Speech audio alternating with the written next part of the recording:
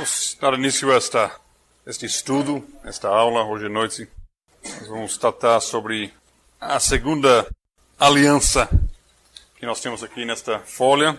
Já tratamos sobre Adão e Eva e o relacionamento pactual entre eles e Deus no paraíso. E agora nós vamos abordar hoje à noite Adão e Eva e seu relacionamento pactual com Deus depois da queda. A segunda das 7 alianças que nós achamos no Antigo Testamento, no período do Antigo Testamento. Vamos pedir a bênção de Deus primeiro. Vamos orar com reverência. Nosso Deus, que privilégio que nós temos em nossas mãos a Tua Palavra.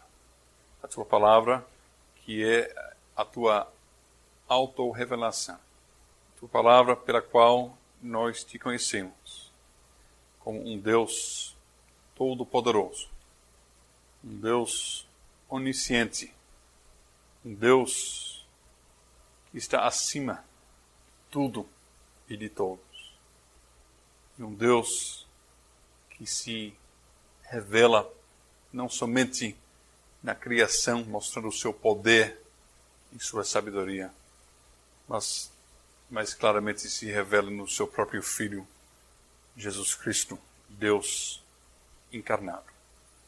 Pai, obrigado por esta revelação que nós temos na Tua Palavra. Te conhecemos não como os ímpios, que só podem Te conhecer suficientemente para deixar ou serem deixados sem desculpa. Mas nós podemos Te conhecer de uma forma salvífica no Senhor Jesus Cristo. Obrigado que nós temos liberdade para aprender da Tua Palavra, para ler a Tua Palavra, para ouvir a Tua Palavra pregada, para estudar a Tua Palavra, para publicamente e abertamente falar sobre a Tua Palavra e com respeito da Tua Palavra. Pai, isso é uma bênção, um privilégio imenso. Neste momento mesmo, nós temos irmãos no Senhor Jesus Cristo que estão sofrendo em presídios, estão sendo torturados, estão sendo caçados como animais, perseguidos, por causa de terem amor por Tua Palavra. Temos igrejas em países comunistas e muçulmanos onde nem tem Bíblias suficientes. E nós temos riquezas incomparáveis de liberdade, de acesso à Tua Palavra. Ó Pai, nos perdoa pelo desprezo que muitas vezes nós manifestamos frente de tantas bênçãos. Nos perdoa que muitas vezes nós ficamos muito mais impressionados com coisas temporárias, coisas menos importantes. Obrigado por esta noite. Obrigado por esse tempo que nós temos para mergulhar nas ricas promessas e bênçãos e revelações da Tua Palavra. Obrigado que podemos hoje à noite minar as minas impressionantes das Tuas preciosas bênçãos e promessas que Tu nos revelas neste livro. Pedimos, Pai, que possamos sair daqui não apenas com mais conhecimento intelectual, mas com um coração que está cantando Teus louvores. Um coração, Pai, alegre por ter conhecido ainda mais profundamente Tua graça soberana no Senhor Jesus Cristo. Que isso seja, Pai, que isso sirva para transformar as nossas vidas, para que possamos brilhar com a santidade do nosso próprio Senhor Jesus Cristo e assim glorificar Teu nome em nossas vidas. Em nome dele que morreu em nosso lugar, nós Te oramos e louvamos. Amém. Nós tratamos hoje à noite sobre a segunda aliança, Adão e Eva depois da queda, as promessas pós-queda. Nós vamos tratar 5 pontos sobre este relacionamento pactual: transcendência, hierarquia, ética, obrigações e promessas e sucessão. Eu demorei um pouco na primeira aliança, no primeiro tratamento do relacionamento pactual no paraíso, para colocar um alicerce, os fundamentos. Mas hoje à noite eu espero ir um pouco mais rápido, porque eu quero terminar essas aulas, essas palestras sobre a aliança antes de chegar o dia final, né? Porque não adianta eu estar tratando de Abraão quando já está se cumprindo todas as coisas, né? Então, eu gostaria de tratar uma aliança por dia. Mas era necessário mesmo estabelecer as coisas fundamentais, porque o assunto de aliança de pacto é pouco conhecido, infelizmente, no meio da igreja evangélica hoje. Então, nós temos o mundo pós-queda. E o mundo ficou completamente transformado pela queda. Muito embora que até grandes pastores conhecidos dizem às vezes que a queda do homem não realmente afetou o homem tanto, a Bíblia afirma que tanto o homem quanto toda a criação e todos os relacionamentos que existem foram completamente e fundamentalmente estragados pela queda. Então, tem um relacionamento diferente entre Adão e Deus. E também tem um relacionamento diferente entre Adão e seu ambiente. Adão e Eva também têm um relacionamento diferente. Vocês se lembram, ok? Deus fala a Eva que o desejo dela vai ser de dominar o marido e que ele vai dominar sobre ela. Isso não foi assim antes da queda.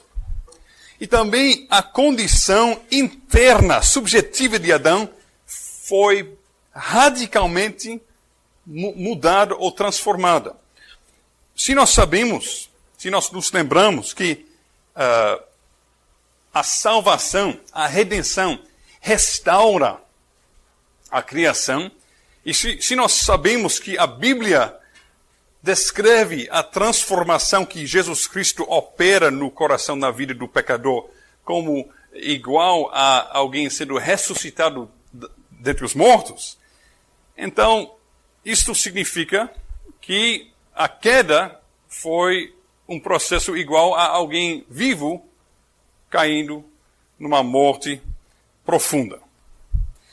Então, o problema fundamental da queda é algo que só pode ser tratado por um sacrifício redentivo que iria completamente acabar com o pecado.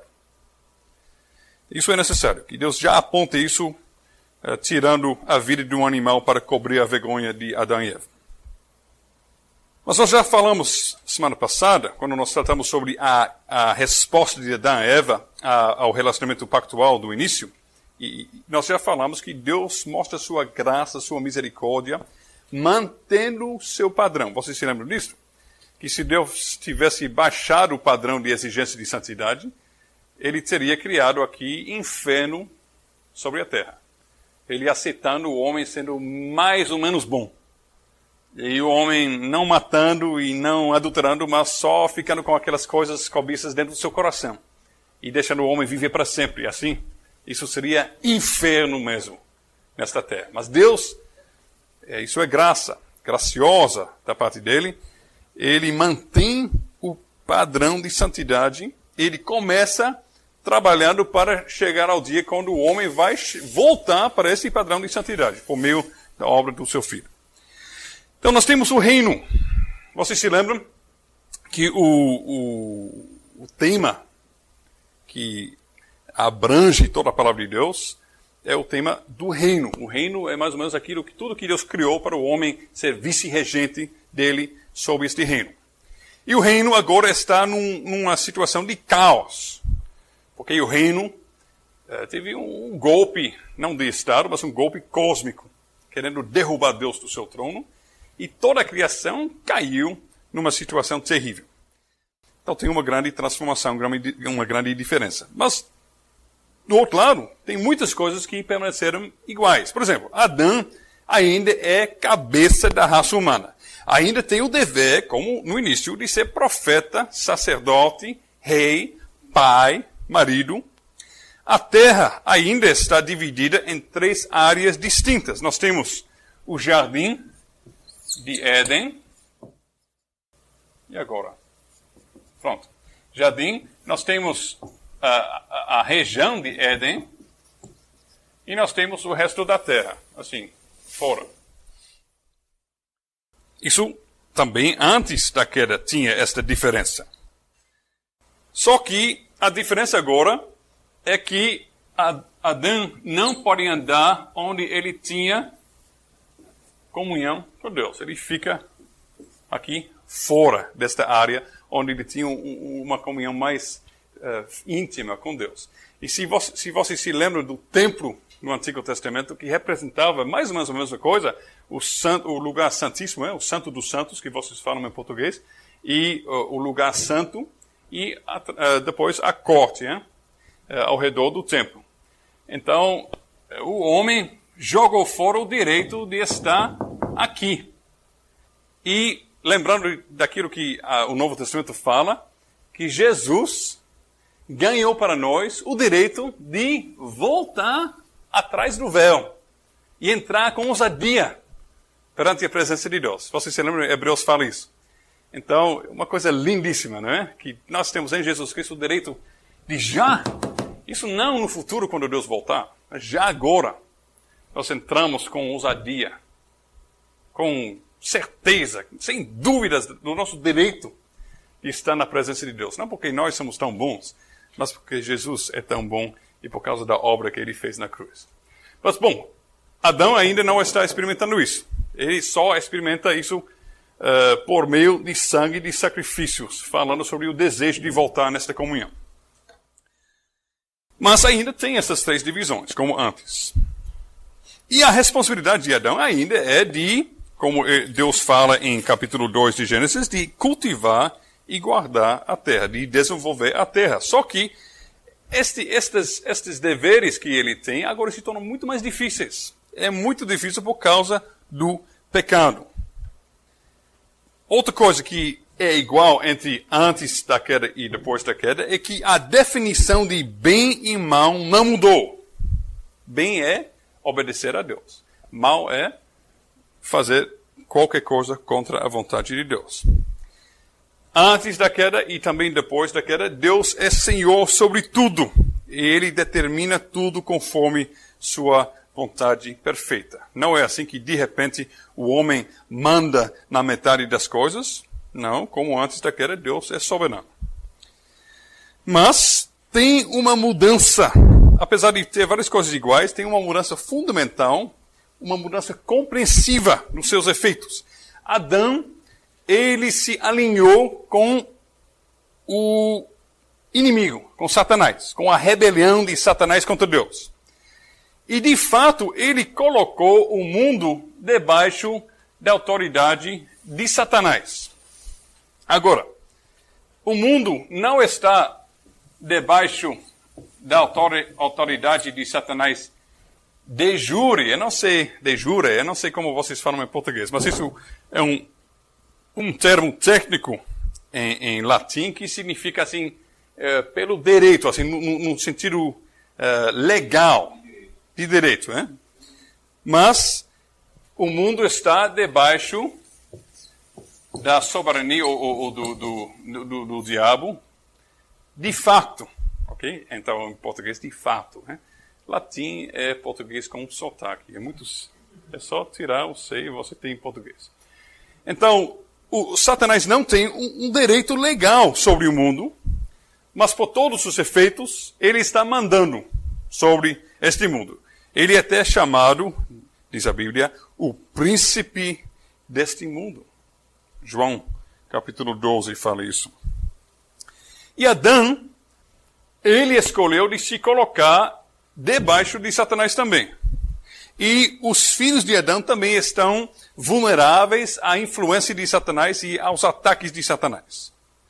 Agora, antes da queda, o jardim, Éden, o resto da terra, era apenas uma diferença de grau, de proximidade a Deus. Assim, Deus estava presente em todos os lugares, mas especialmente aqui o homem tinha mais contato. Mas assim, ele poderia ir lá e cá e ele nunca estava fora da presença de Deus. Agora, depois, Deus colocou os querubins, com aquela espada flamejante.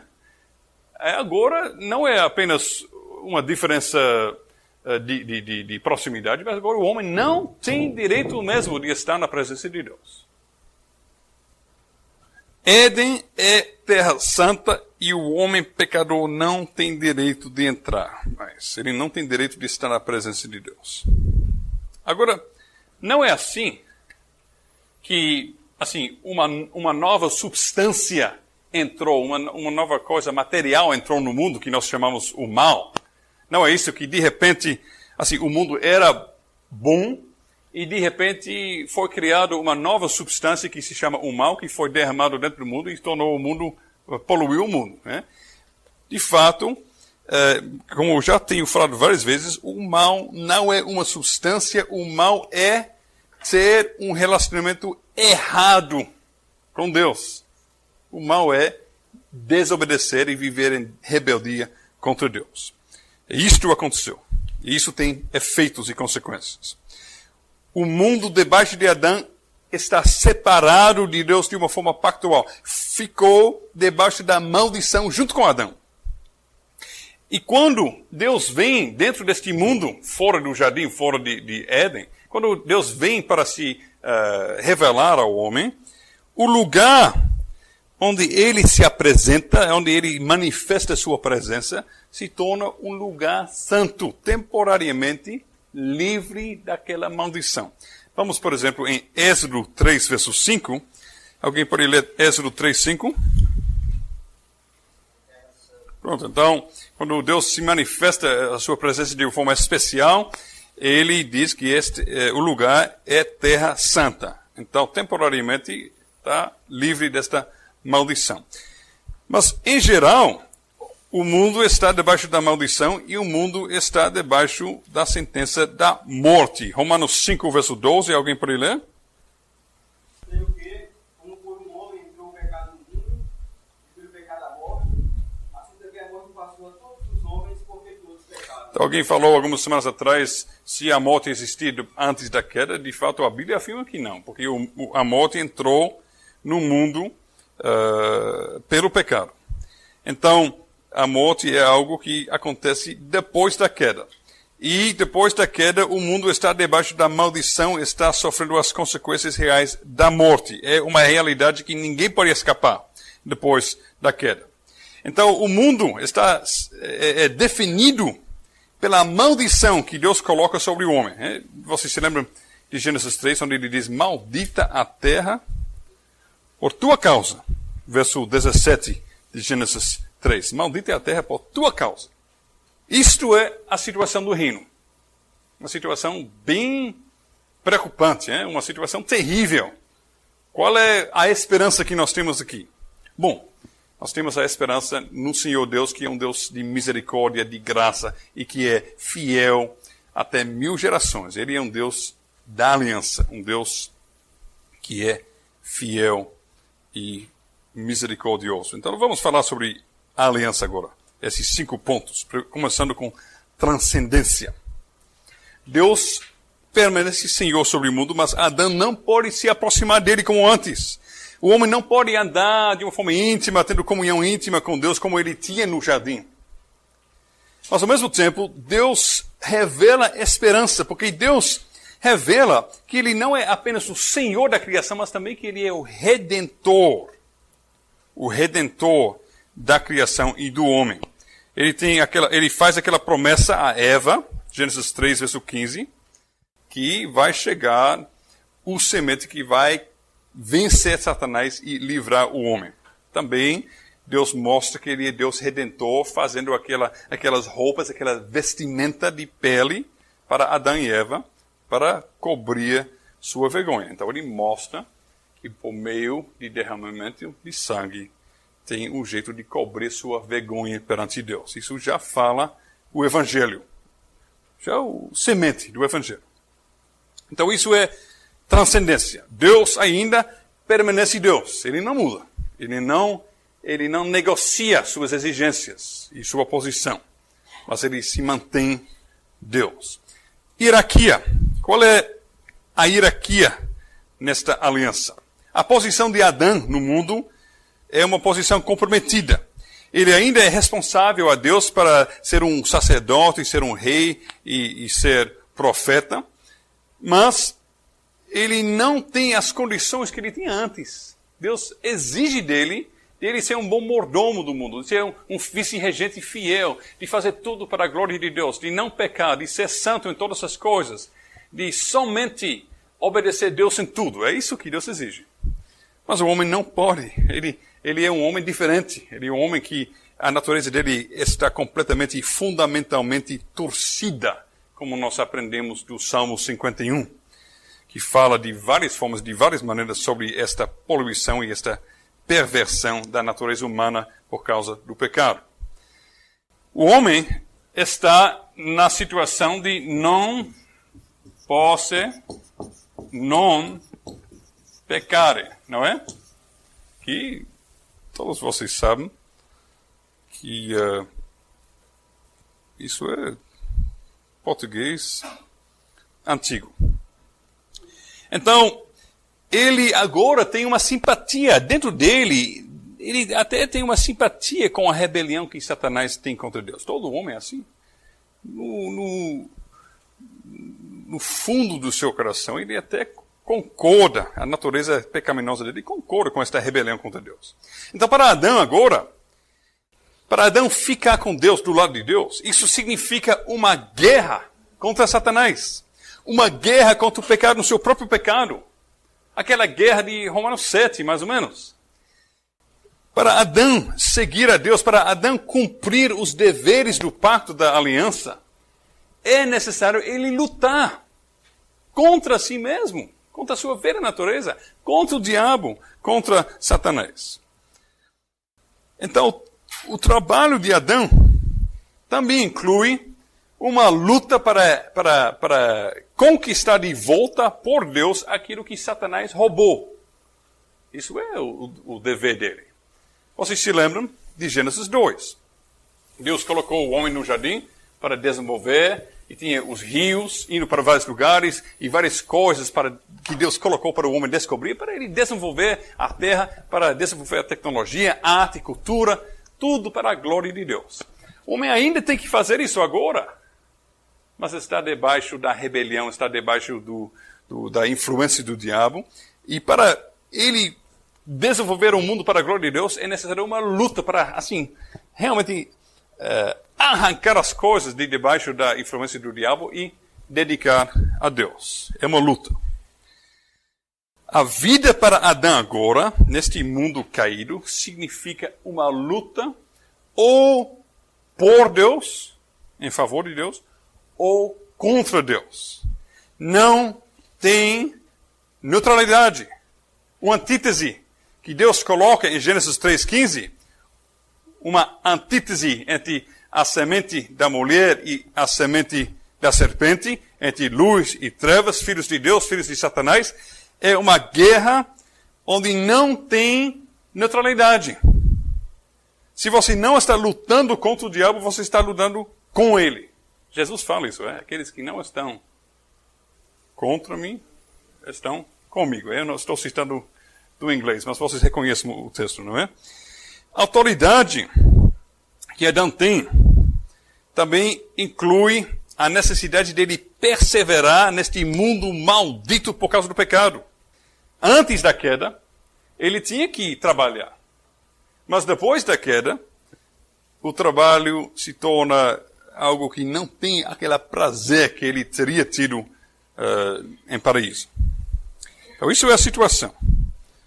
Satanás tem uma posição especial agora, e Adão, para ser vice-regente de Deus e refletir a imagem de Deus, ele tem uma luta medonha para enfrentar.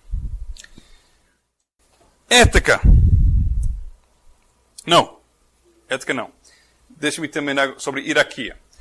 Todos os relacionamentos estão colocados de cabeça para baixo. Adão não somente tem que lutar contra o Satanás, que quer se colocar como príncipe deste mundo, e até tem um de facto autoridade e direito sobre o mundo. Adão tem que lutar contra o seu ambiente, contra a terra, que vai dar comida a ele só com muito esforço e por meio de muito suor. E todos nós podemos agradecer a Adão por isso que todos nós conhecemos esta luta. E ele tem que lutar contra os animais. Os animais também têm um relacionamento de antipatia. Até nos seus relacionamentos, filhos e pais e marido e esposa têm uma antipatia que não tinha antes.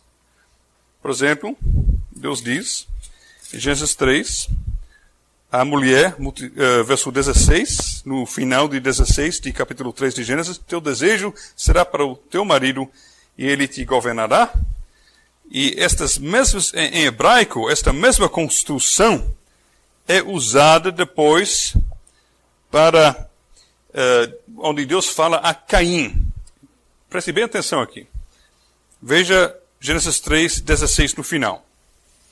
Eva, teu desejo será para o teu marido e ele te governará. Vamos para capítulo 4, verso 7, onde Deus fala a Caim.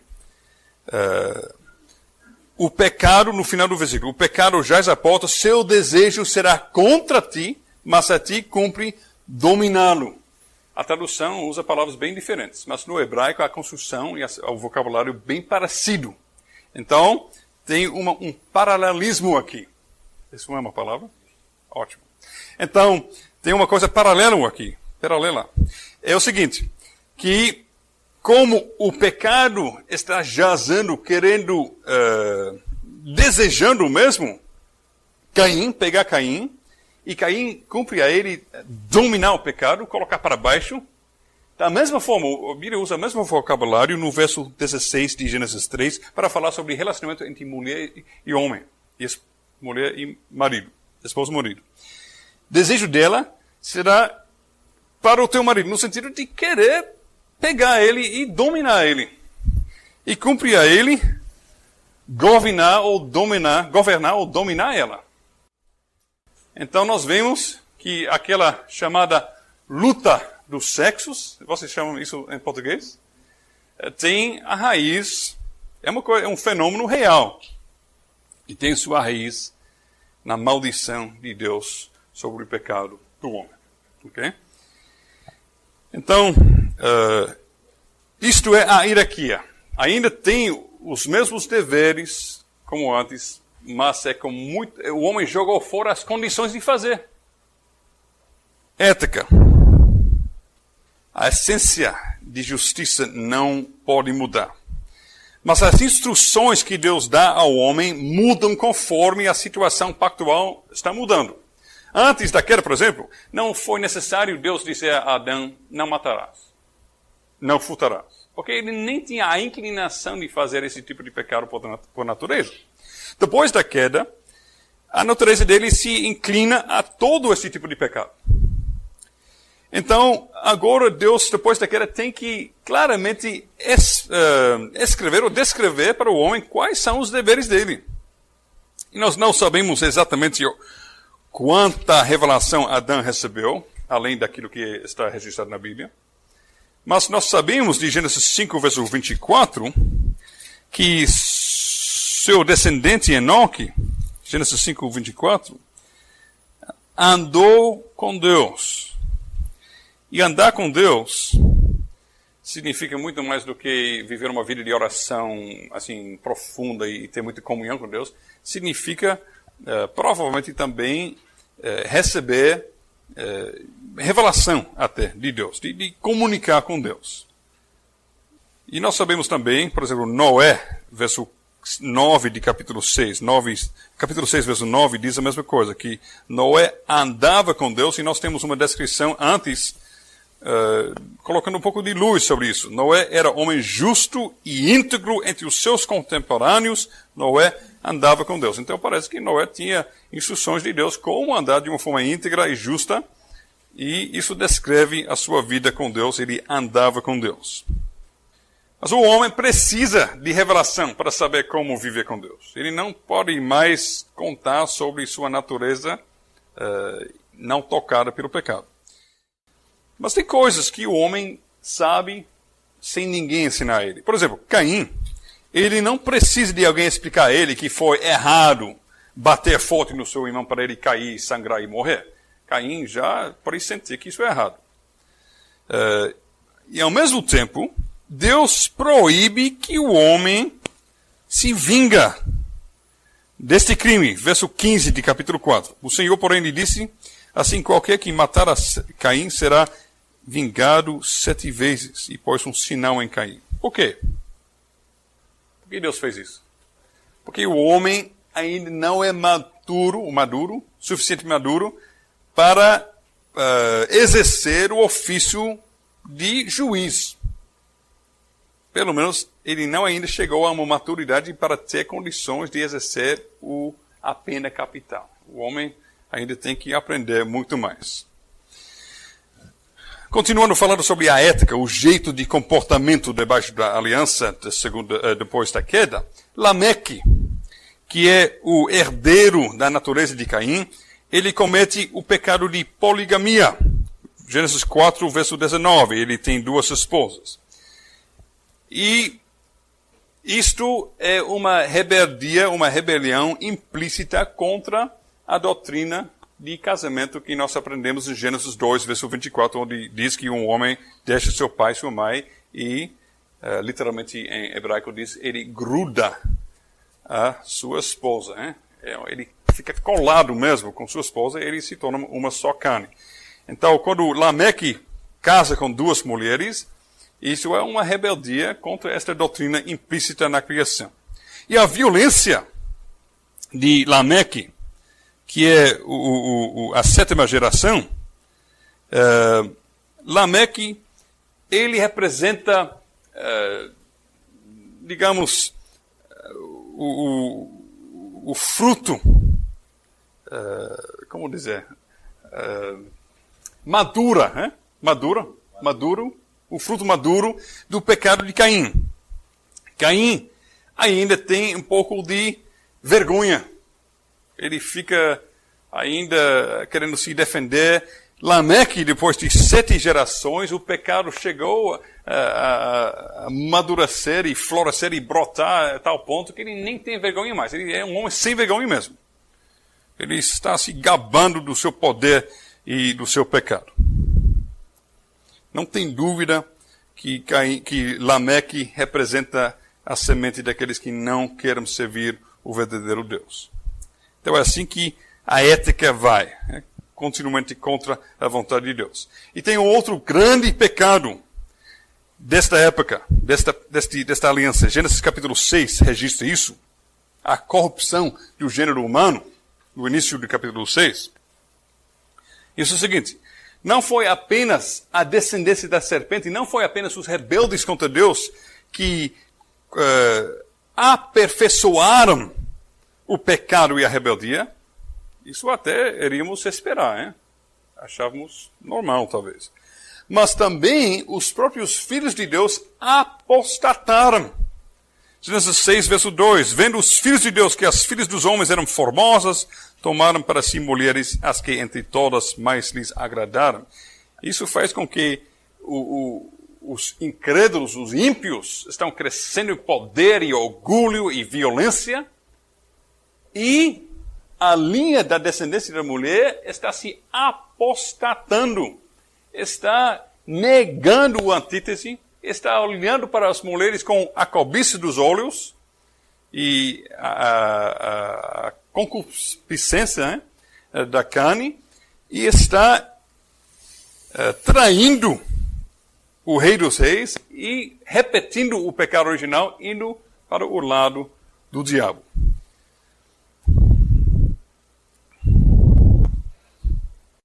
Gênesis 5, nós temos a genealogia de muitos homens que são descendentes de Adão.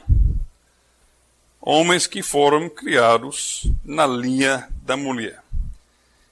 E o que aconteceu com todas essas pessoas? Será que eles desapareceram da terra? Porque quando nós chegamos na época de Noé, só tem Noé e seus filhos. O que aconteceu com os outros? Bom, aqueles que não tinham morrido, eles tinham se apostatado. Isso é a triste situação quando nós chegamos à época de Noé. De todos os filhos de Sete, é Sete em português também, hein? De todos os filhos de Sete, só tem Noé e os seus filhos que são fiéis na época do dilúvio. Então isso é ética. Vamos para obrigações e promessas, ou bênçãos e maldições. Começando com maldições. Nós vimos que quando Deus ele expulsou Adão e Eva do jardim, as maldições da aliança começaram a ser aplicadas de uma forma progressiva sobre o homem. Caim, ele jogado fora da presença de Deus, ele sai até da região de Éden, ele vai muito mais longe da presença de Deus. E nós sabemos isto, verso 16 de capítulo 4. Retirou-se Caim da presença do Senhor e habitou na terra de Nod, ao oriente do Éden. Então, tem um movimento do homem pecaminoso que ele está mais e mais se afastando da região, do lugar onde ele tinha aquela comunhão íntima com Deus. Isso não é por acaso. Quando o Espírito Santo achou por bem, colocou, verso 16, retirou-se Caim da presença do Senhor e habitou na terra de Nod, ao oriente do Éden, isso manifesta um movimento de distanciamento do Senhor Deus. Mas a expulsão da presença de Deus se manifesta de uma forma muito mais dramática no julgamento do dilúvio. Porque no dilúvio, os descendentes apóstatos de Sete, junto com os descendentes perversos e rebeldes e pecaminosos de Caim, foram completamente tirados da face da terra e da presença do Senhor da criação. E o Senhor limpa a terra para começar com um novo início. Isto é já uma ilustração do julgamento final. É uma retirada definitiva da presença do Senhor. Até o dilúvio, até os descendentes de Caim estavam vivendo de uma certa forma na criação do bom Deus, de uma certa forma na presença dele, de uma certa forma debaixo das bênçãos dele, porque ele mandava o sol e a chuva e as coisas necessárias, e eles estavam desfrutando das coisas que Deus tinha colocado na criação para desenvolver tecnologia e agronomia e todas as outras coisas. Mas quando ele manda o dilúvio, ele tira eles da sua presença de uma forma definitiva. Isso é a maldição do pacto. E toda a maldição de Deus se resume nisto. A maldição de Deus que ele coloca sobre o pecador e sobre a raça humana pecaminosa e pecadora é de jogar eles fora da sua presença. Nós sabemos isso do Novo Testamento. No dia final, Jesus nos falou, ele vai chamar e ele vai dizer, entre no descanso do teu Senhor, e ele vai dizer aos pecadores não arrependidos, retirai-vos, afastai-vos da minha presença. Eles são jogados fora da presença de Deus. Isso é o inferno. O inferno não é tanto a temperatura em degraus, em graus Celsius, Celsius, se vocês têm Celsius. Mas inferno, em primeiro lugar, é ser muito longe da presença de Deus. Agora, as bênçãos. As bênçãos do pacto são reveladas de uma forma especial na vida de Enoque. Nós devemos ver que Enoque, se eu não me engano, eu não chequei, mas se eu me lembro bem, ele é a 7ª geração de Adão. Parece que sim, eu não chequei antes da aula. Mas, pelo menos, Enoque e Lameque estão morando mais ou menos na mesma altura. E em Lameque nós vemos a frutificação. Tem isso? Ótimo. tem a frutificação de pecado, de rebeldia, em toda a sua feiura. E em Enoque nós temos a frutificação de santidade e de obediência a Deus. De tal forma que a justiça dele, por causa da justiça dele, de ele andar com Deus, ele tem uma bênção especial de ser tirado desta vida.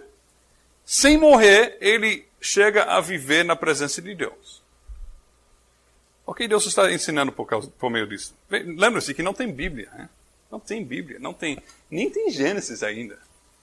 Então, quando Deus manda o dilúvio para apagar toda a pessoa perversa da face da terra, e ele manda Noé para pregar este julgamento, ele até cai com sua ira sobre os descendentes de Caim, porque eles ficam se matando e sendo mortos, assassinando e sendo assassinados. Então tem morte, e tem ódio, e tem tudo isso, todas as consequências do pecado. E do outro lado tem um homem que é tão santo, tão justo, tão íntegro, que Deus leva ele para, até sem morrer, chegar na presença dele. É o Evangelho. Deus está ensinando que tem dois destinos. Que tem o salário do pecado, que é a morte, mas também tem a esperança da glória vindoura. Deus está ensinando isso de uma forma clara por meio desta atividade, desse ato gracioso de levar Enoque para estar com ele sem morrer. Isso mostra, isso é pregação. Isso mostra aos homens que a bênção da aliança é perdão nos pecados e vida eterna com Deus no céu. Então, mesmo não tendo uma Bíblia, já era possível o homem enxergar a pregação do Evangelho. Isso, obrigações e promessas, maldições e bênçãos. Vamos falar sobre sucessão agora. E você se lembra que todo relacionamento pactual também sempre incluía estipulações sobre a sucessão por meio das gerações. Então, o homem no início, era para ele herdar o mundo como o reino de Deus. Era para ele desenvolver a terra, ser frutífero e multiplicar-se, e as suas gerações, filhos e netos e bisnetos, iriam desfrutar das bênçãos de Deus nesta terra. Agora o pecado acabou com tudo isto. E tirou dele o gozo, o deleito. Ele não tinha mais condições de se deleitar na boa criação de Deus e se alegrar e fazer seu trabalho sem problemas. Mas a graça de Deus concedeu que Deus preservou para o homem uma certa porção da bênção original. Porque Deus não cai sobre o mundo e tira tudo de vez dos homens. Ele deixa ainda muitas das suas bênçãos continuar atuando neste mundo. Até os descrentes podem desfrutar de muitas bênçãos que Deus colocou na criação. Por exemplo, Caim, ele começa a vida urbana, ele constrói uma cidade, Gênesis 4, né? E seus descendentes, Gênesis 4, verso 21, desenvolvem a tecnologia de música, né? Tocam harpa e flauta, artífice de todo o instrumento cortante, tubo Caim, de bronze, de ferro. Então, eles desenvolvem a agricultura, agronomia, música, tecnologia, metalurgia. Né? Então, esses homens, apesar de embora eles serem pecaminosos e rebeldes contra Deus, ainda estão desfrutando das bênçãos que Deus colocou nesta criação para o homem descobrir e fazer uso dessas coisas. Então nós vimos que Deus, como diz os provérbios, ele faz todas as coisas conforme seus propósitos, até o homem perverso, Deus usa para cumprir seus propósitos na história. Então, quando a linha de Sete se apostatou, eles perderam tudo. E somente tem Noé. Noé, ele achou graça perante o Senhor e ele foi protegido e preservado no juízo. Então Noé, sua esposa, seus filhos, suas noras, eles continuaram vivendo como a primeira família no novo mundo. Mas eles herdaram todo esse desenvolvimento tecnológico que tinha acontecido antes. Porque nós vemos logo depois do dilúvio que Noé já sabe, por exemplo, plantação de uva, e ele já tem uma noção desenvolvida sobre vários aspectos da vida e de tecnologia. Eles não começaram de novo, do início.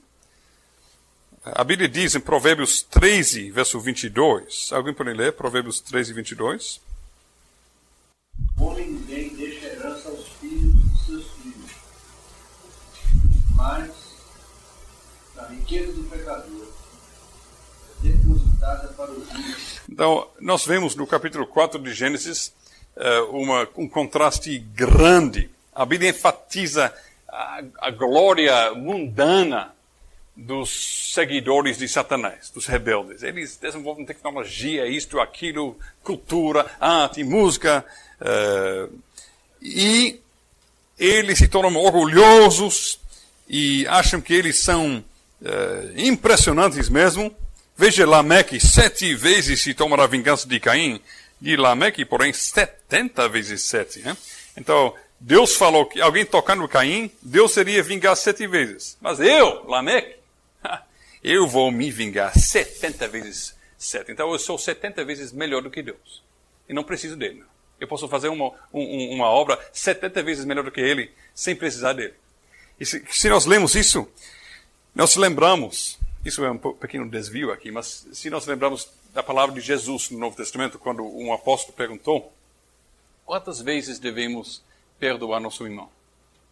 E Jesus respondeu o quê? 70 vezes 7. Isso não é uma coisa que Jesus tirou da sua cabeça. Jesus, como o apóstolo Paulo, Jesus, muitas vezes, embora ele é o próprio Deus, Jesus é Deus. Se ele quer falar coisas novas, quem tem mais direito que ele? Qualquer coisa que sai da boca de Jesus é palavra de Deus. Mas Jesus faz questão de citar a palavra. O Antigo Testamento, no caso. Muitas coisas que saem da boca de Jesus são um comentário sobre o Antigo Testamento ou são citações do Antigo Testamento. E nesse caso também.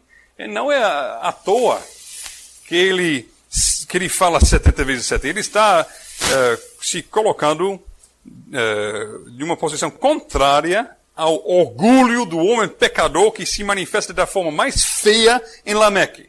O homem vai se vingar 70 vezes 7. E Jesus diz, o homem que é nova criação vai perdoar 70 vezes 7. É o contraste mais forte que existe. E, com certeza, os judeus que conheceram a palavra, que conheciam a palavra, logo fizeram a conexão. E nós somos muito preguiçosos e lentos, e muitos de nós não ficamos lendo o Antigo Testamento. E por isso, muitos de nós, quando nós lemos o Novo Testamento, nós passamos por cima de muitas coisas lindas. Fique lendo o Antigo Testamento, e relendo, e você vai ver, rapaz, eu pensava que o apóstolo Paulo inventou isso, mas estou vendo aqui no Antigo Testamento que já tem aqui. Né? Então, lendo o Antigo Testamento, você vai ter muito mais proveito lendo o Novo Testamento. Então, isto é a situação de sucessão. Os descendentes de Caim ficam herdando mais e mais as maldições da aliança até serem completamente apagados da face da terra, junto com a descendência apóstata de Sete, que também apanha as maldições da aliança. Importante isso. O povo de Deus não fica isento das maldições do pacto. Até hoje, o povo de Deus muitas vezes gosta de se enganar, pensando que não, a ira de Deus cai sobre os ímpios lá fora, mas sobre nós não. E se pensa que não, Deus realmente até castiga o seu povo, eles pensam que é coisa do Antigo Testamento, mas não é. Deus sempre trata seu povo de uma forma pactual, abençoando fidelidade e castigando rebeldia, derramando sua maldição. Deus é fiel à sua palavra de promessa, Deus é fiel à sua palavra de maldição. Não é coisa do Antigo Testamento apenas. Também na aliança que nós estamos desfrutando no Senhor Jesus Cristo, Deus é fiel também às maldições. Veja Hebreus, capítulo 6, que fala sobre maldições que caem sobre pessoas que faziam parte da aliança. Veja a igreja em Corinto, onde pessoas estavam morrendo. Deus estava matando membros da igreja no Novo Testamento por causa da falta de santidade na hora de celebrar a Santa Ceia. Veja Ananias e Safira. Tente falar com Ananias e Safira que a ira de Deus contra o seu povo, quando eles erram e pecam, é apenas no Antigo Testamento. Ananias e Safira experimentaram na pele que ainda hoje no Novo Testamento Deus é fiel, não somente em sua palavra de promessa, mas também em sua palavra de maldição. Então é isso que nós vemos. E apenas um fio, pendurado por um fio, vem a linha da descendência da mulher. Pense sobre isso. O grande semente vai nascer um dia para acabar com Satanás. Satanás ele chegou tão perto. No final de capítulo 4, a igreja fala muita coisa sobre os descendentes de Caim, descendência da serpente. Fala alguns versículos sobre a descendência de Sete. A única coisa que diz é que os homens começaram na época de Enos a invocar o nome do Senhor. Uma situação de dependência total. Não fala coisa impressionante sobre a igreja. A igreja é uma remanescente aqui. A igreja é um grupo desprezado. Como sempre os verdadeiros filhos de Deus são e sofrem esta discriminação neste mundo. E veja como Satanás quase consegue apagar da terra a descendência da mulher. Só falta Noé e os 3 filhos e as 3 mulheres, então 8 pessoas. 8 pessoas. E provavelmente na época do dilúvio tinha, nós não sabemos quantos, mas provavelmente muitas pessoas na face da terra. 8 pessoas. Era só um grande acidente e acabar com essas 8 vidas e não tinha mais servo de Deus nesta terra. Não tinha mais uma linha de descendência para Jesus nascer. E durante todo o Antigo Testamento, Satanás está fazendo a mesma velha coisa. Sabia o mesmo propósito dele? Todos os ataques dos filisteus não são ataques assim apenas para ganhar dinheiro ou uma coisa política. Todos os ataques dos outros países, das outras nações contra Israel, são para apagar da face da terra a mulher.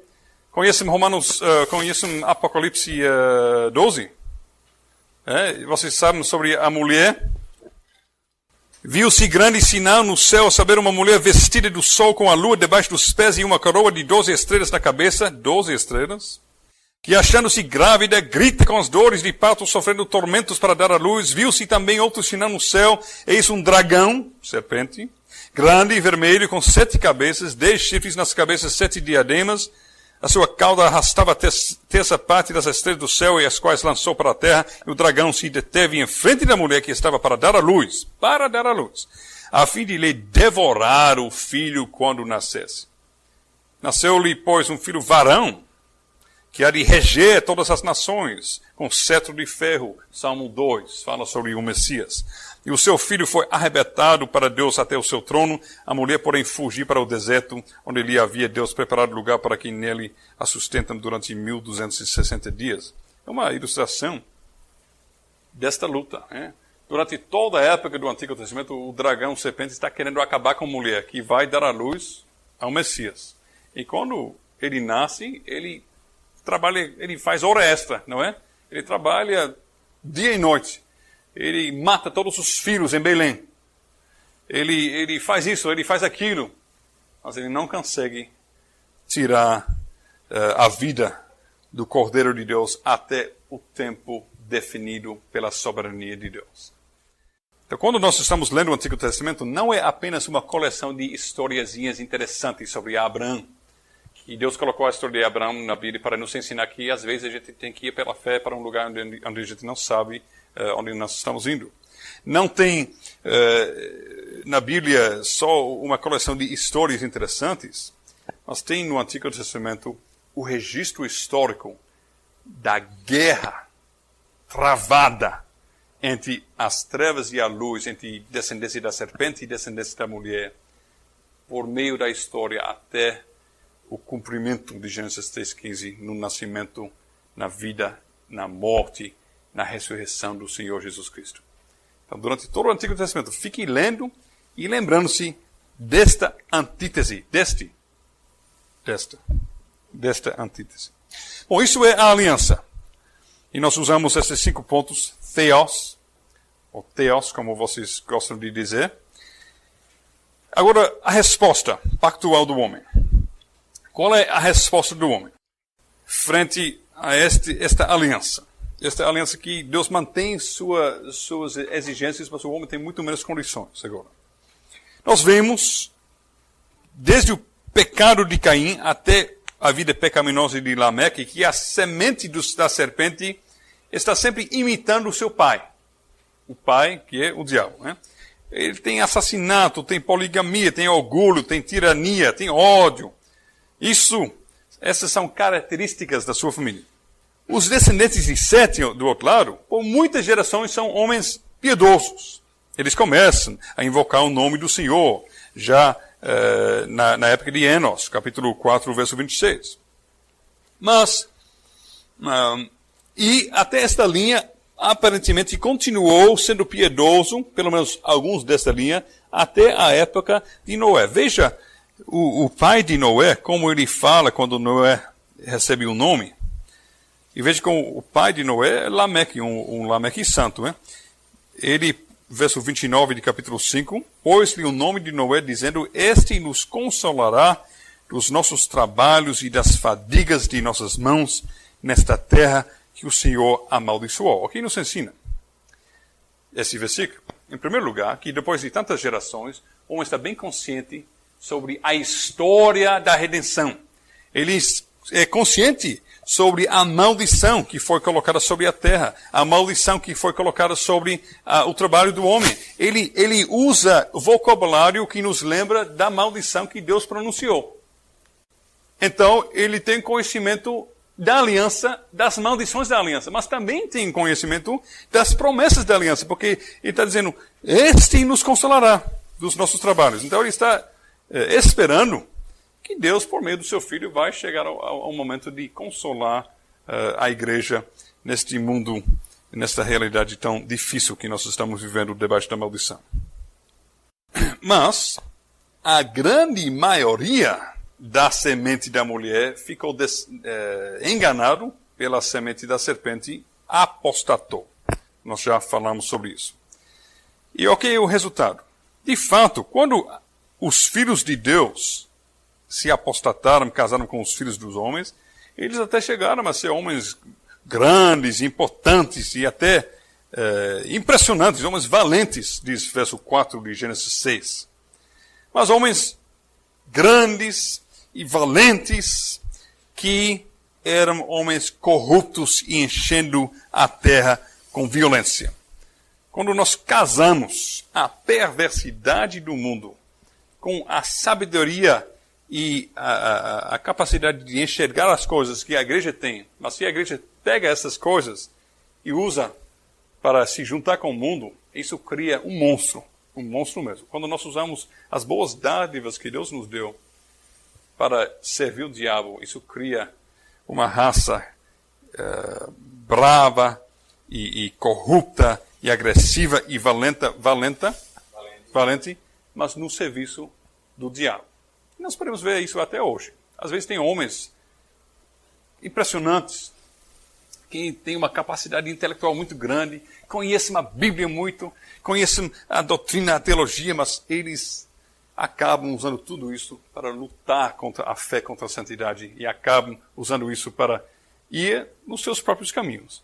Não tem aquele homem lá no sul, aquele homem perverso que foi um grande doutor, mas agora é um grande humanista. Qual é o nome dele? Ele escreveu vários livros. Não. Ele até era da igreja presbiteriana. Pronto. Não, tem muitos exemplos, né? Tem muitos exemplos, né? Agora, Mas nós vemos mais ou menos Gênesis 6 ali, assim, quando os filhos de Deus que recebem tantas bênçãos de participar nas bênçãos do pacto e usam essas bênçãos para se juntar com o mundo e pregar o falso evangelho do mundo. Isso causa, às vezes, coisas impressionantes nos olhos do mundo, né? Então, isto acontece. A raça humana inteira, com a pequena exceção da família de Noé, se juntou com as serpentes em rebelião contra Deus. Isso leva a quê?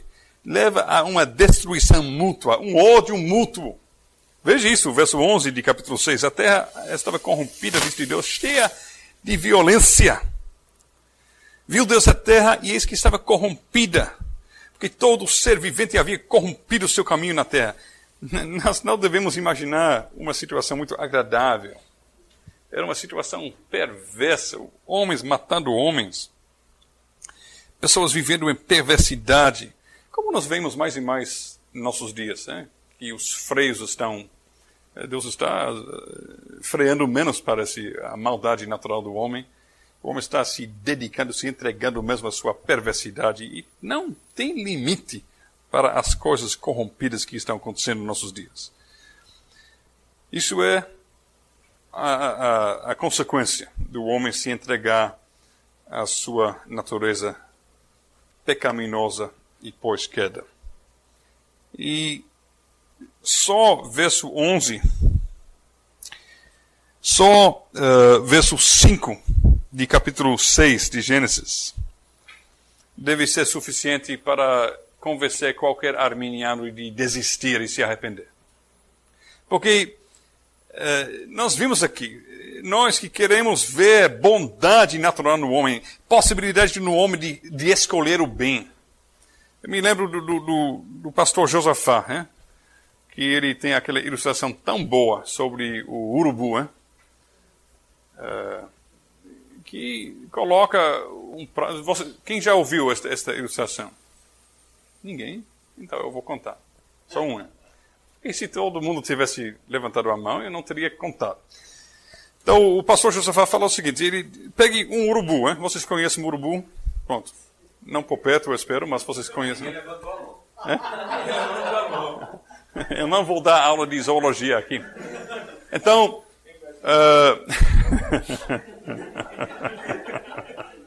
aí coloque 2 pratos. Um prato de verduras, de coisas saudáveis e boas, e coisas muito boas para a saúde. E outro prato de um animal que foi atropelado. Né? Um animal, assim, carne estragada. Caniça. Carniça não. Carniça foi o que eu disse. Sim. Carniça, para mim é composição. Não, eu não entendo a palavra caniça. Mas... Carniça, para mim é... Tudo bem, pronto. Então, caniça. No prato, ok? Não na cadeira. Tudo bem. Aí bote aquele urubu. O urubu tem livre escolha? Tem. Ele tem livre arbítrio para escolher qualquer prato. Ninguém vai forçar o urubu a pegar prato 1, prato 2. Mas o urubu vai exercer seu livre arbítrio conforme a sua natureza. Quantos urubus vocês acham? Urubus assim sanos, né? Urubus que não estão com problemas mentais. Quantos urubus iriam escolher as verduras e as coisas boas? Nenhum. Porque ele vai escolher conforme a sua natureza. É isto que nós vemos em Gênesis 6. O homem, a natureza dele pervertida, torcida pelo pecado, ele só pode pensar o mal, fazer o mal, procurar o mal, seguir o mal e viver no mal e na maldade. Viu Deus, no verso 5, viu o Senhor que a maldade do homem se havia multiplicado na terra e que era continuamente mal, não às vezes, mas continuamente. Todo desígnio, não alguns desígnios, mas todos os desígnios do seu coração, que vem de dentro dele para fora. Não é uma coisa de imitação, como o Pelágio fala, mas é uma coisa que vem de dentro dele. Bom, só esse versículo deixa claríssimo qual é o estado do homem depois da queda. Se não tiver a graça de Deus que intervém para salvar, para tirar ele desta miséria. Então, isto é a resposta do homem. E só por causa da graça de Deus, verso 8, porém Noé achou graça diante do Senhor. E não é por acaso que verso 8 vem antes de verso 9. Não é por acaso. Deus não brinca. Quando o Espírito Santo ele colocou essas palavras na Sagrada Escritura, ele não estava assim brincando quando ele colocou verso 8 antes de verso 9. Noé achou graça diante do Senhor. E depois a Bíblia continua. Noé era homem justo e íntegro. É um resultado da misericórdia de Deus, mantendo ele na linha da descendência da mulher, porque Deus manteve sua promessa. Agora, isso é a resposta pactual do homem. Ele acaba, mais uma vez. No paraíso, ele era perfeito. Ele era naquela situação posse non pecare, não? Ele poderia não pecar. Ele tinha condições de não pecar. Não. Ele estava na situação de posse pecar. Ele tinha condições de pecar, mas ele tinha também condições de não pecar.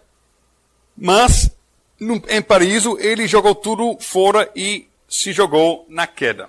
Depois da queda, Deus mantém sua exigência. Ele dá esperança de uma salvação vindoura, de restauração, de vida futura com Deus e glória com Deus, porque Enoque representa esta pregação do Evangelho. O homem nem liga. Nem liga. Ele se joga dentro da sua perversidade. Ele fica, como dizer, volvendo no lamaçal do pecado. Volvendo, assim, se deleitando mesmo na sua perversidade. Isso é a resposta do homem ao pacto. E agora o juízo de Deus. Vamos terminar com o juízo de Deus. Os filhos de Sete quebraram a aliança como Adão quebrou a aliança. Eles tornaram a bênção em pecado.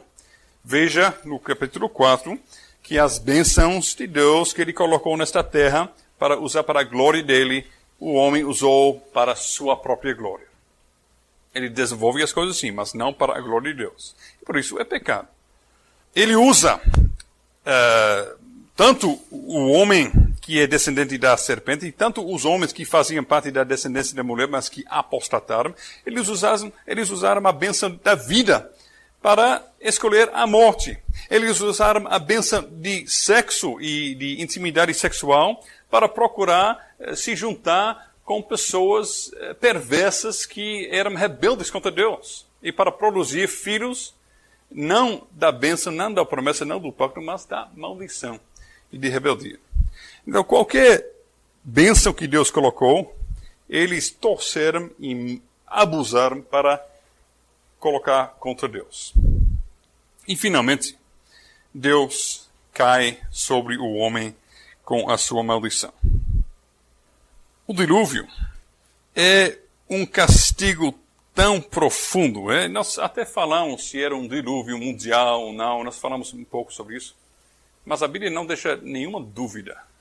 O dilúvio foi tão profundo, tão grande, tão enorme, um impacto tão impressionante, que deixou esta terra quase no estado original. Quase desfez a criação. Pense sobre isso. O dilúvio não é assim, Deus dizendo, às vezes o pai pega a criança e diz, não faça isso. Dói mais a mão do pai do que a mão da criança. Não é isso aqui. Deus está castigando mesmo.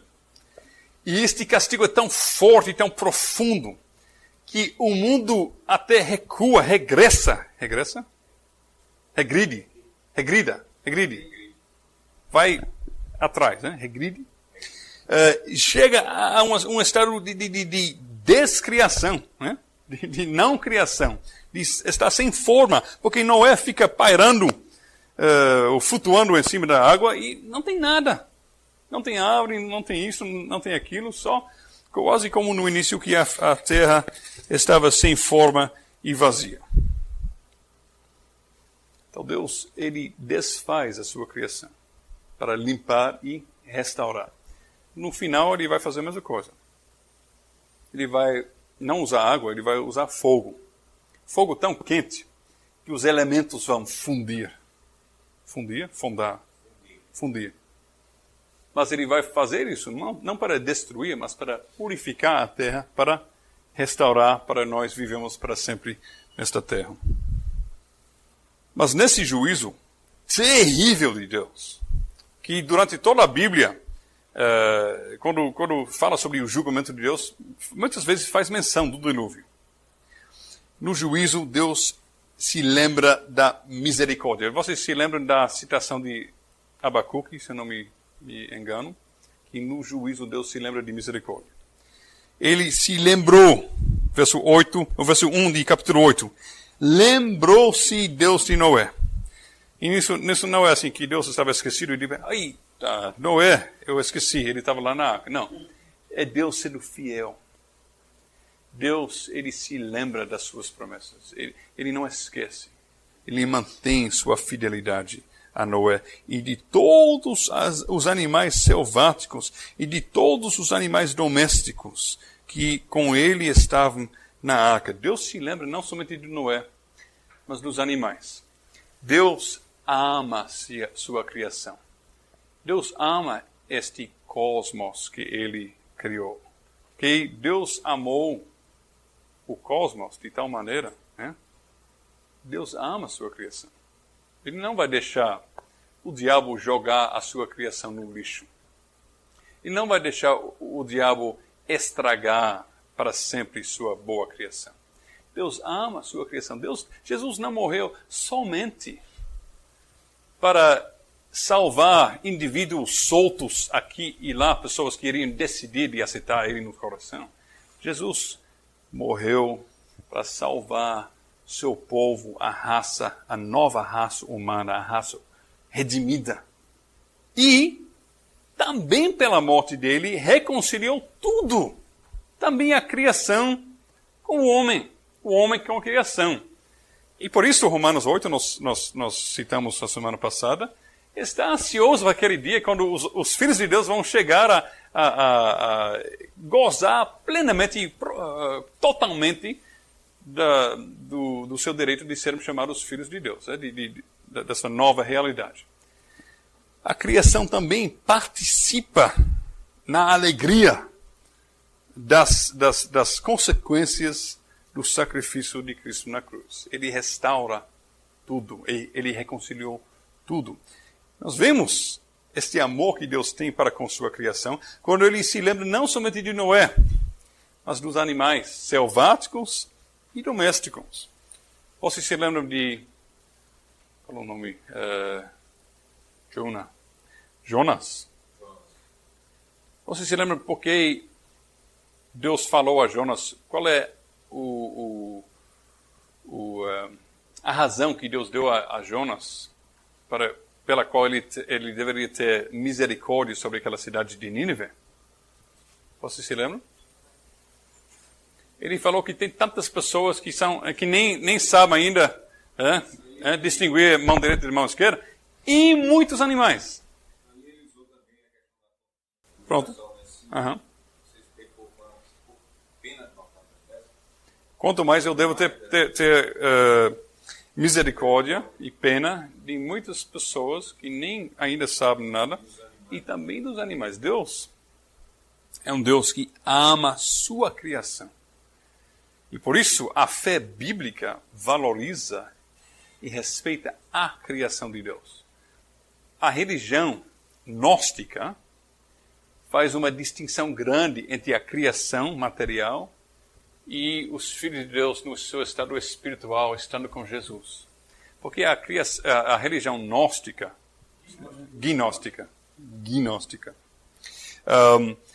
é, de fato, algo que nós vemos não somente no meio evangélico, mas também na Igreja Católica Romana. É uma dicotomia falsa entre o espiritual e o material, que não existe na Bíblia.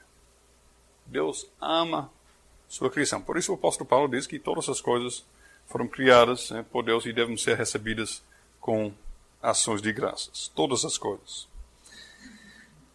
Então, Deus se lembra da sua misericórdia, das suas promessas de vida.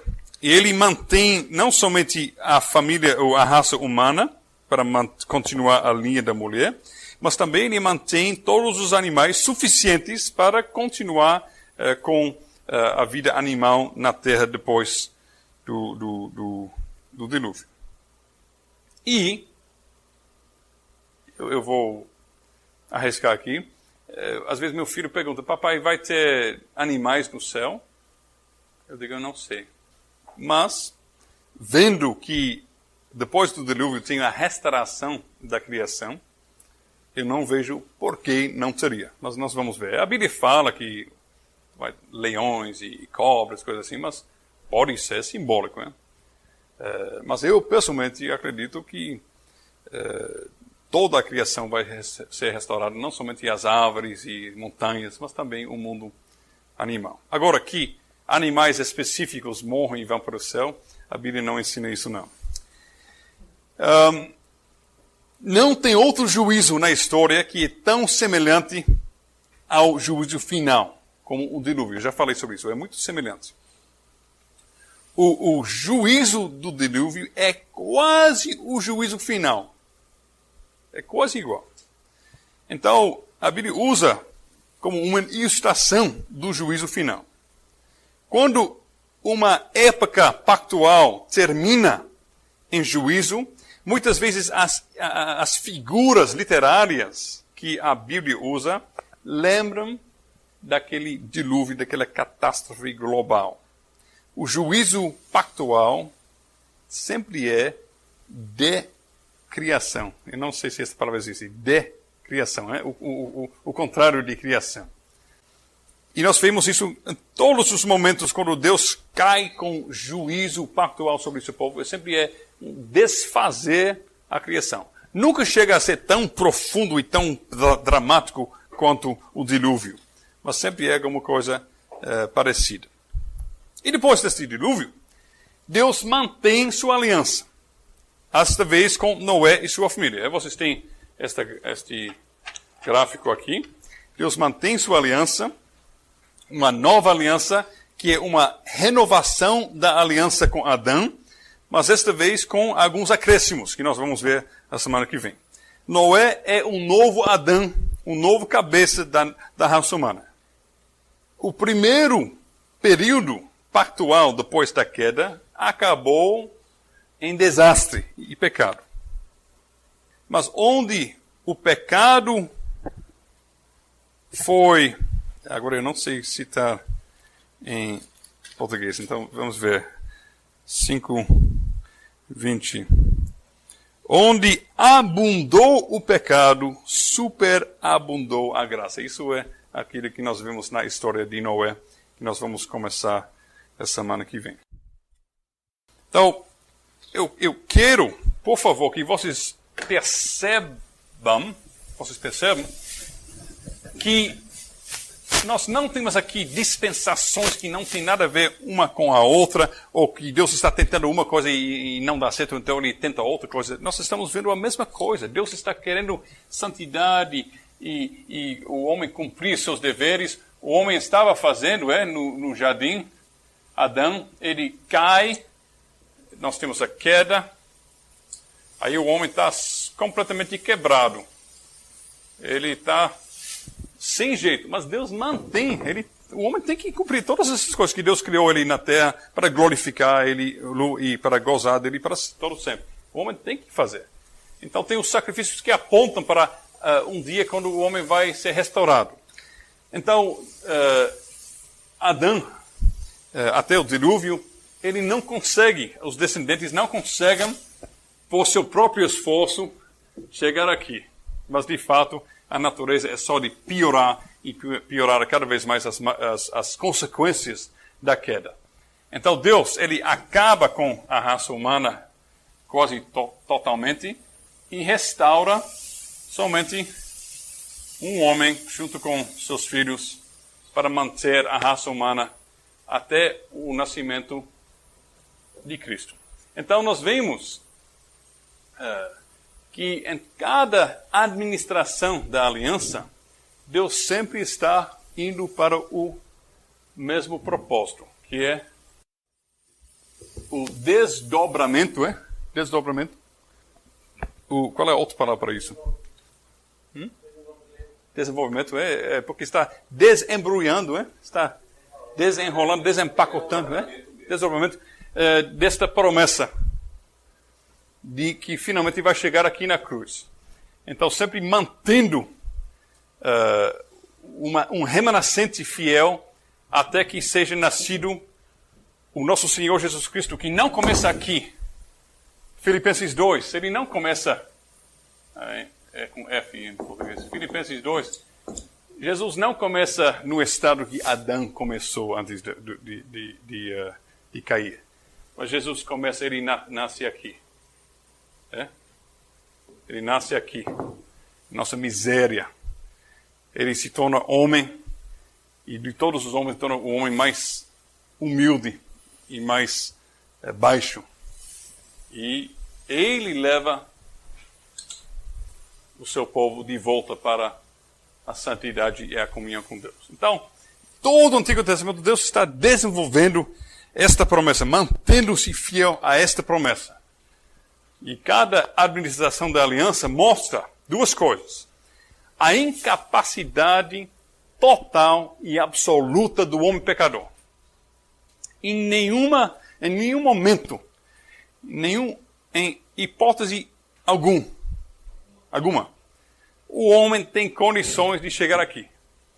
Deus não faz nada aleatoriamente. Pense sobre isso. Se não tivesse acontecido Noé e o dilúvio, nós poderíamos pensar o seguinte: rapaz, imagine, o mundo está ruim, pecadores, todo canto, mas imagine, vamos escolher o homem mais santo que tem e a mulher mais santa que tem, e vamos matar o resto.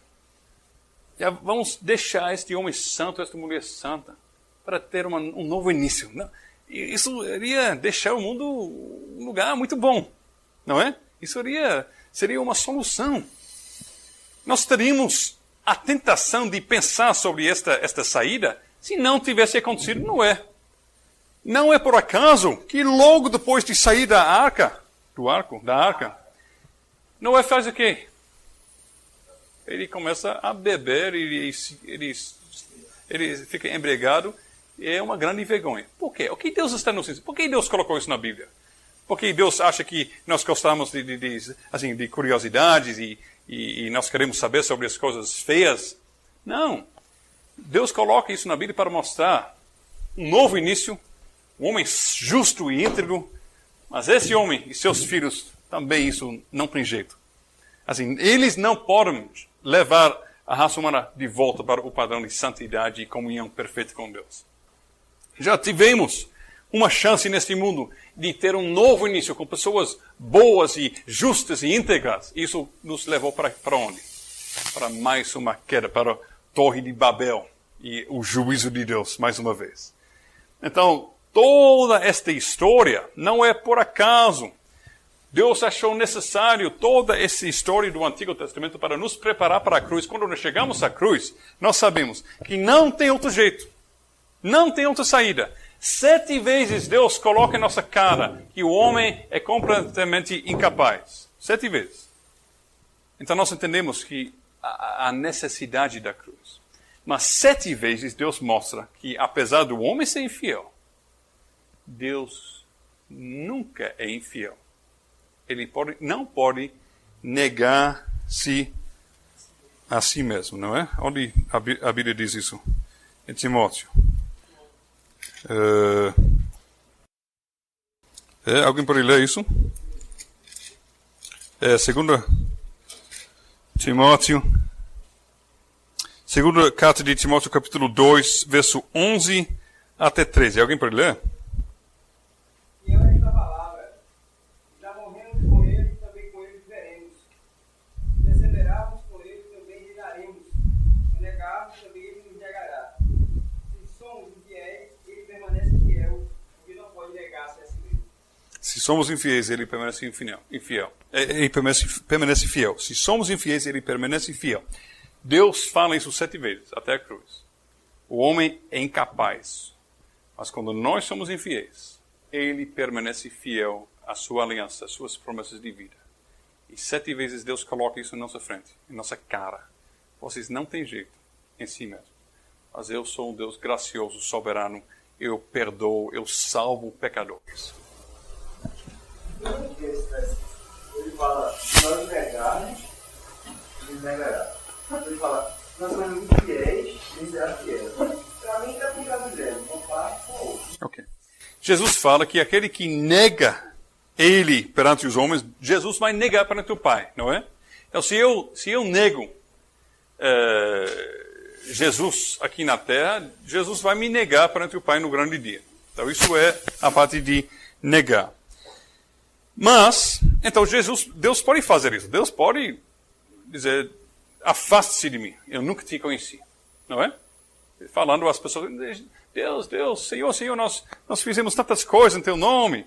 E Deus vai dizer, afaste-se de mim, cai fora, eu não conheço vocês. Porque eles negaram a Jesus pelos seus ensinamentos, suas vidas. Mas quando chega a nós sendo infiéis, Deus não pode ser infiel. Isso é como dizer que a água é seca. Assim, Deus sendo infiel, deixa de ser Deus e o universo vai implodir. Não vai existir mais. Porque vai contra a sua natureza. Deus pode nos negar. Ele vai dizer, não, eu não conheço você. Você entende? Jesus pode negar conhecimento. Mas ele não pode ser infiel a si mesmo. Porque ele não pode negar-se a si mesmo. Então, isto é a esperança de todo pecador. Nós sempre somos infiéis, por natureza, em nós mesmos. Mas graças a Deus, glória a Deus, Ele sempre é fiel às suas promessas. Nós quebramos a aliança repetidamente, mas Deus mantém sua aliança. Essas promessas Ele mantém. Ele sempre está nos chamando de volta. E nós vemos isso no Antigo Testamento. Israel fica infiel, desvia-se da aliança, e Deus vai atrás com os braços abertos. Vem, volte, meu povo, volte. Ok? Então, parece realmente, se nós lemos só por cima ou rapidamente, parece que não combina. Mas se refere a 2 tipos de ação de Deus. Eu espero que isso coloque um pouco mais luz. Ok. Tem mais uma pergunta? Nós temos alguns minutos para perguntas ou comentários. Dispensação na lei, como é que você entende? Essa ideia dele de sucessão, como você falou, o senhor apenas fez um breve comentário e não comentou. Esse conflito, né, levanta a ideia de 7 dispensações, uma suplantando a outra. Eu tenho que dizer o seguinte, que eu por não gostar muito do assunto, eu não estou muito por dentro de todas as coisas que eles inventam no dispensacionalismo. Graças a Deus que eu fui criado num ambiente que eu nunca tive que gastar muito tempo com isso. Agora, o dispensacionalismo assim, comum ou original é porque tem várias, mutações, né? Não, mutações mesmo. Mutação é quando um vírus tem uma mutação e se torna outro vírus. Mas dispensacionalismo veio que, mais ou menos assim, usando linguagem muito simples e sendo muito reducionista mesmo, que Deus tenta várias vezes, vários jeitos de salvar o homem, e cada jeito acaba sem sucesso. E finalmente Deus, depois de muitas tentativas, ele chega a um jeito que funciona, né? Mas eu estou tentando enfatizar nessas aulas como a Bíblia mostra uma outra realidade. Eu prefiro falar menos sobre os erros de dispensacionalismo e falar mais sobre a gloriosa unidade da palavra de Deus. Porque o registro da história da salvação nos mostra um Deus que desde o início tem o mesmo propósito. É de salvar seu povo. E quando nós vemos, desde Gênesis 3, esta fidelidade de Deus e esta incapacidade do homem, mas Deus nunca muda. Ele sempre mantém suas exigências e mantém sua promessa que um dia ele vai levar o homem de volta para a comunhão com ele. E quando nós vemos esta unidade das alianças, eu estou esperando que não vai precisar a gente entrar muito em detalhes dos erros específicos de este conceito dispensacionalista ou aquele conceito. Porque o melhor o melhor uso do nosso tempo é de positivamente, de uma forma positiva, expor as gloriosas verdades da palavra de Deus. E isto já, estas doutrinas saudáveis, já não deixam mais lugar para essas outras coisas erradas entrarem em nossas mentes e em nossos pensamentos. Então, nós vamos ver nessas próximas aulas como tem uma unidade linda. Deus sempre continuando com o mesmo propósito, sempre desdobrando, assim, abrindo e desembrulhando. Aqui é um pacote bem embrulhado, bem empacotado, bem, assim, Adão, ele não entendia, assim, ele ouvindo Gênesis 3:15 e o descendente da mulher ia acabar com o descendente da serpente, ele não sabia nada sobre a cruz, sobre Jesus, assim, ele só tinha um conceito que Deus iria fazer alguma coisa para acabar com o inimigo. E seria por meio Mas ele não tinha o conhecimento que nós temos. Porque toda esta revelação foi por nós, diz o apóstolo.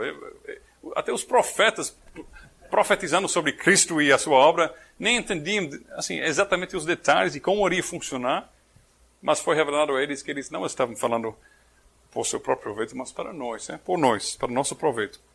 Então, é isto que eu quero enfatizar nessas aulas, que Deus está continuando com seu propósito salvífico para chegar à cruz e depois chegar à glória, em glória.